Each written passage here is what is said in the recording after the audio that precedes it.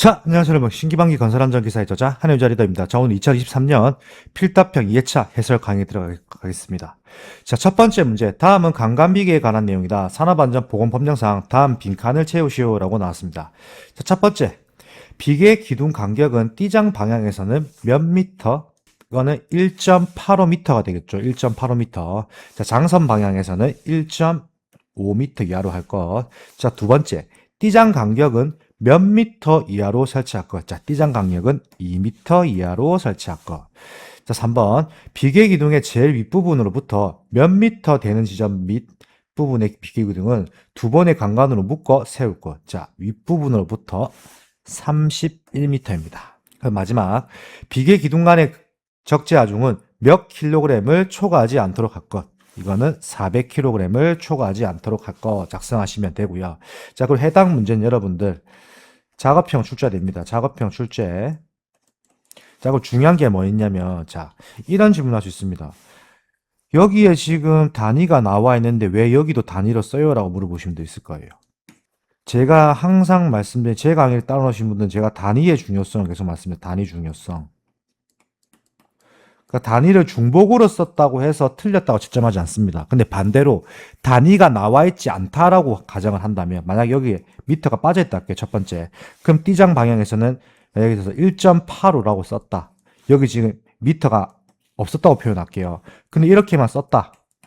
그럼 틀립니다. 그렇기 때문에 무조건 단위가 중요하기 때문에 계속 중복적으로 저는 계속 표현하면서 써드립니다. 왜?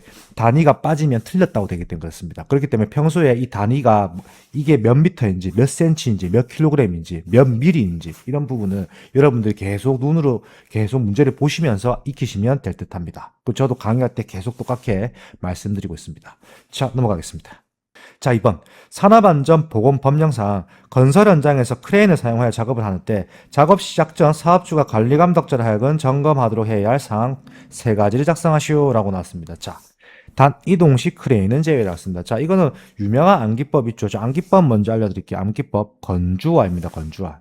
자, 먼저 건과 방지장치, 브레이크, 클러치 및 운전장치의 기능.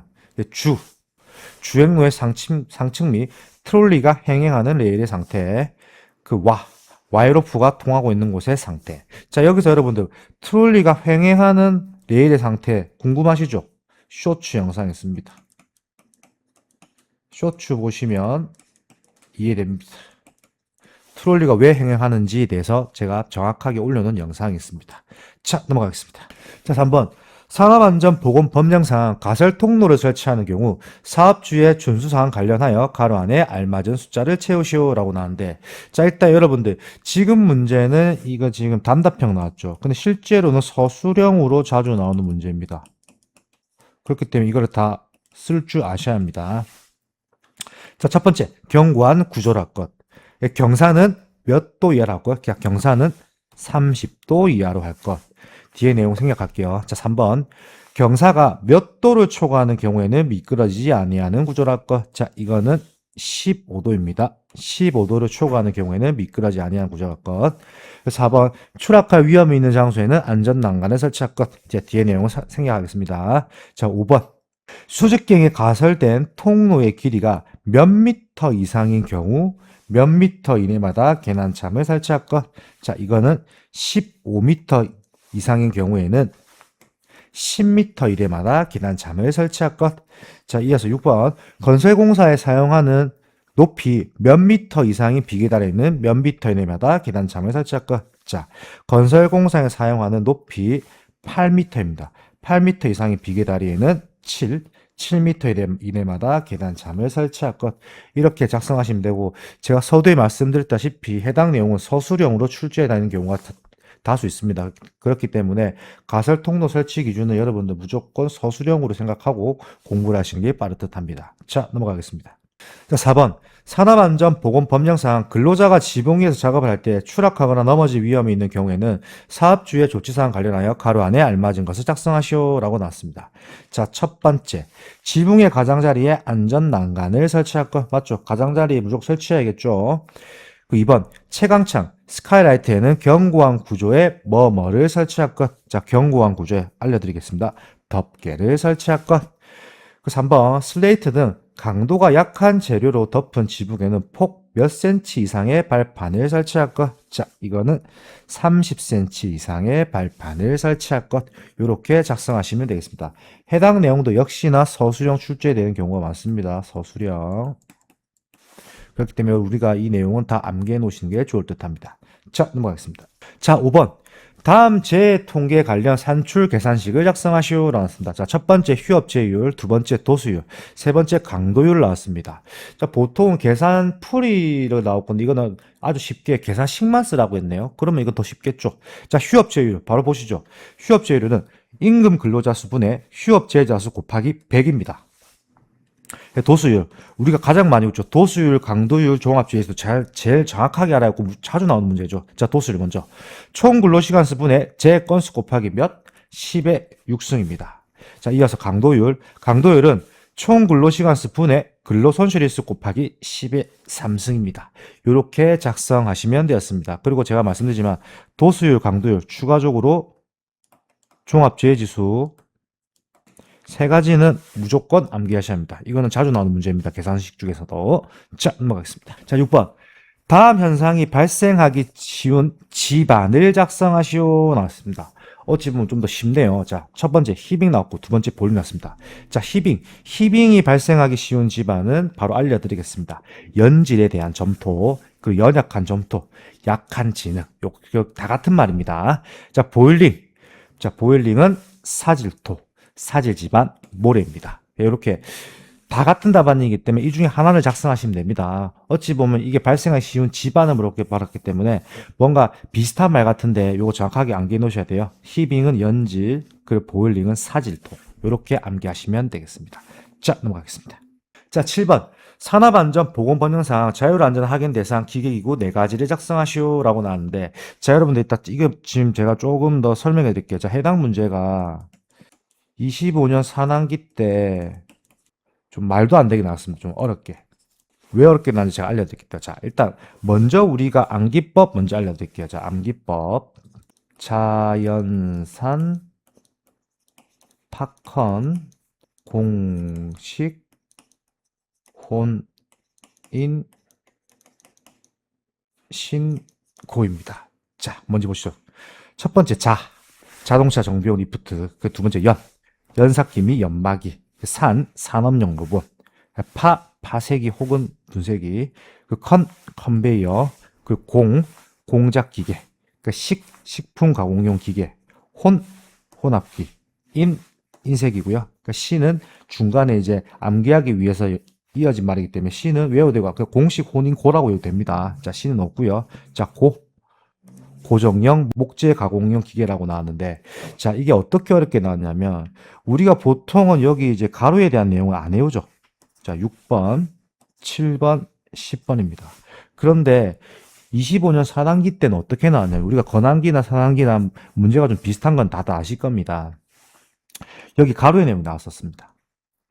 그러니까 문제가 나왔을 때 보시는 분들은 아마 처음 보는 문제라고 들었어요. 이거는 내가 한 번도 본 적이 없던 단어인데 이런 생각 들었을 거예요. 왜? 보통 가로의 내용까지는 이렇게 깊게 안 나오는데 25년 때 굉장히 어렵게 나왔습니다. 그러면 우리가 이걸 외우실 때는 결국엔 이 가로의 내용도 무조건 암기를 해야 한다라고 말씀을 드리겠습니다. 일단 첫 번째 암기법은 자연산 팝콘 공식 혼인신고고요. 그리고 그 외적으로 공신고에 대한 내용에서는 가로의 내용을 암기해 놓으셔야 한다라고 걸 제가 주된 쟁점으로 제가 포인트를 짚어 드리겠습니다. 자, 넘어가겠습니다. 자, 8번. 콘크리트 다설지 거푸집 층압이 커지는 경우 4가지를 작성하시오. 거푸집의 압이 높은 커지는 거죠. 압이. 자, 경우 4가지. 첫 번째, 외기 온도입니다. 바깥의 온도 때문에 거푸집의 층압이 변형됩니다. 그리고 두 번째, 습도입니다. 습도. 그리고 세 번째, 타설 속도. 우리가 그래서 콘크리트 타설할 때는 타설하는 사람이 어떻게 하면 변형, 변이, 부식 이거를 조심해야 되겠죠. 그 내용과 연계해서 외우시면 좋고요. 자, 그리고 마지막. 이건 모르실 수도 있는데 이건 철근양입니다. 철근양에 따라서 거푸집이 층압이 커질 수도 있고 층압이 약해질 수도 있습니다. 그렇기 때문에 이렇게 외습타철이라고 외우면 되겠네요. 외습타철. 이렇게 4가지를 꼭 암기하시면 되겠습니다. 자, 넘어가겠습니다. 자, 9번. 산업안전보건법령상 흙맞이 지보공을 설치할 때 사업주가 정기적으로 점검하고 이상을 발견하면 즉시 보수할 사항 세 가지를 작성하시오라고 나왔는데, 자, 이거는 여러분들, 자, 먼저 알려드릴게. 작업평도 출제가 된다. 자, 첫 번째. 일단은 암기법 먼저 알려드릴게요. 부부받침입니다. 부부받침. 첫 번째, 부재의 손상, 변형, 부식, 변이 및 탈락의 유무화 상태. 그 두 번째, 부재의 접속부, 부착부 및 교차부의 상태. 그 버팀대의 기납의 정도. 그 치마의 정도입니다. 그래서 부부버침으로 외워놓으시면 되고, 이거는 여러분들 제가 아까도 말씀드렸다시피 작업형에도 자주 출제가 됩니다. 자, 넘어가겠습니다. 10번. 토목공사 다짐기계에 따른 다짐공법을 세 가지만 작성하시오라고 나왔습니다. 자, 일단 다짐공법 뭐인지 아셔야겠죠. 자, 첫 번째, 다짐말뚝 공법입니다. 다짐말뚝. 그 두 번째, 진동다짐공법. 그 세 번째, 전기충격공법 들어가고요. 그다음 마지막 네 번째, 폭파다짐공법입니다. 저희가 지금 토목 현장인데 저희 현장에서는 두 가지를 쓰고 있습니다. 두 가지. 다짐 말뚝과 진동 다짐 공법을 쓰고 있고, 저희 현장에서는 전기 충격하고 폭파 다짐 공법은 사용을 하고 있지는 않습니다. 그러니까 이거는 저희 현장에 대한 부분이고요. 여러분들이 다짐 공법이 뭐가 있는지는 정확하게 요 네 가지를 암기해 놓으시면 되겠습니다. 자, 넘어가겠습니다. 자, 12번. 안면부 여가시 방진 마스크 성중주 여가지 분진 등 포집 효율 관련하여 가로 안에 알맞은 숫자를 작성하시오 나왔습니다. 자, 이거 아주 굉장히 쉬운 문제가 나왔네요. 자, 일단 펴보시죠. 형태 및 등급, 안면부 여가시, 특급, 1급, 2급 나와 있습니다. 이렇게 세 가지 중에 되는데, 자, 특급은 몇 퍼센트냐? 자, 특급 99.0% 이상, 그 1급 94.0% 이상, 그 2급 80.0% 이상, 99, 94, 80입니다. 자, 그리고 해당 포집효율 관련해서 또 비슷한 문제가 하나가 더 있죠. 그거는 여러분들 교재를 보시고 비슷한 문제가 뭔지 다시 확인해 놓으시면 되겠습니다. 크게 어렵지 않습니다. 자, 넘어가겠습니다. 자, 12번. 산업안전보건법령상 안전무의 종류별 사용 구분에 따른 용도를 작성하시오라고 나왔습니다. 자, 이거는 여러분 다 알고 있는 내용이죠. 자, 설명해 드릴게요. 자, 첫 번째, AB종입니다. AB종. AB종은 물체의 낙하, 비례, 추락에 의한 위험에 대한 방지고요. 그리고 두 번째, AE종입니다. 물체의 낙하, 비례, 감전에 의한 위험 방지. 그리고 ABE종입니다. ABE종. 물체의 낙하, 비례, 추락, 감전에 의한 위험 방지. 자, 여기서 여러분들 조금 재미난 거 드릴게요. 일렉트로닉입니다. 일렉트로닉. 그러니까 E가 들어가면 전기에 대한 게 무조건 들어간다라고 생각하시면 되겠습니다. 그러면 이 좀 더 외우기가 편하시거든요. 자, 그리고 중요한 거. 전부 다 종이죠, 종. 이거 보시면 여러분들 타교재 형 되어 있을 겁니다. 아닙니다. 종입니다, 종. 종으로 쓰셔야 돼요. 지금 이게 AB종이라고, AB종, AE종, ABE종입니다. 형이라 쓰시면 절대 안 됩니다. 이거 그렇게 쓰시다가 결국에는 틀렸다라고 채점이 될 겁니다. 그렇기 때문에 형이 아니라는 거 정확하게 아시면 되겠습니다. 자, 넘어가겠습니다. 자, 13번. 산업안전보건법령상 승강기의 종류를 네 가지 작성하시오 나왔습니다. 자, 승강기의 종류. 자, 첫 번째, 승객용 엘리베이터. 그 두 번째, 승객 하물용 엘리베이터. 그 세 번째, 하물용 엘리베이터. 그 네 번째, 소형 하물용 엘리베이터. 자, 1번부터 4번까지는 뭔가 연관성이 있죠. 왜냐하면 1, 2번은 승객용 엘리베이터에 하물만 갖다 붙이면 되는 거고요.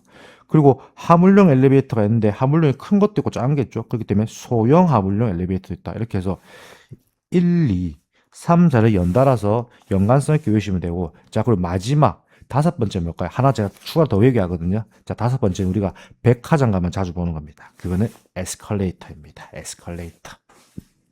이렇게 암기하시면 되겠습니다. 자, 넘어가겠습니다. 자, 13번.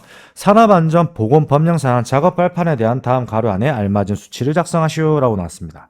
자, 비계의 높이가 2m 이상인 작업 장소에서 설치하는 작업 발판의 폭은 몇 cm 이상으로 하고 발판 재료 간의 틈은 몇 cm 이하로 할 것. 자, 작업 발판의 폭은 40cm 이상으로 하고 발판 재료 간의 틈은 몇 cm이라 이거는 3cm 이하로 할 것. 자, 두 번째. 선박 및 보트 건조 작업의 경우 선박 블록 또는 엔진실 등의 좁은 작업 공간에 작업 발판을 설치하기 위해 필요하면 작업 발판의 폭을 몇 cm 이상으로 할 수 있고, 자, 이거는 몇 cm 이상일까요? 자, 이거는 아까보단 줄어듭니다. 30cm 이상으로 할 수 있고 걸친 비계의 경우 강강 기둥 때문에 발판 재료 간의 틈은 3cm 이하로 유지하기 곤란하면 몇 cm라고 할까요? 자, 이거는 5cm 이하로 할 수 있다. 이 경우 그 틈 사이로 물체 등이 떨어질 우려가 있는 곳에는 출입 금지 등의 조치를 하여야 한다. 자, 이게 발판 재료라고 하더라도 우리가 어디에 비계 높이에 대한 부분과 그 선박 및 보트 건조 작업의 경우에서는 이게 발판의 폭과 틈은 숫자가 바뀐다라는 거 여러분들 정확하게 암기해 놓으시면 되겠습니다. 그럼 마지막 부분은 참고로 작업 발판 재료는 뒤집혀거나 떨어지지 않도록 2개 이상의 지지분에 연결하거나 고정시킬 것. 자, 이것도 이거는 꼭 암기해 놓으시는 게 좋을 듯 하네요. 자, 이것으로 23년 2회차 해설 강의가 종료됐습니다. 23년 2회차는 좀 문제가 제가 봤을 때 굉장히 쉬운 것 같습니다. 계산 문제도 간단하게 나왔고 나머지 문제들도 크게 어려운 문제가 아닌 우리가 기출 문제만 제대로 팠으면 충분히 고득점이 가능한, 이게 지금 권한기가 60점 만점이죠, 필답형이. 그럼 제가 이거 만약 풀었다고 하면은 약 한 55점은 나오지 않았을까라는 생각이 드네요. 여러분도 다 가능한 전수입니다. 저는 신기방위 건설안전 기사의 저자 한해윤자 리더였습니다. 감사합니다.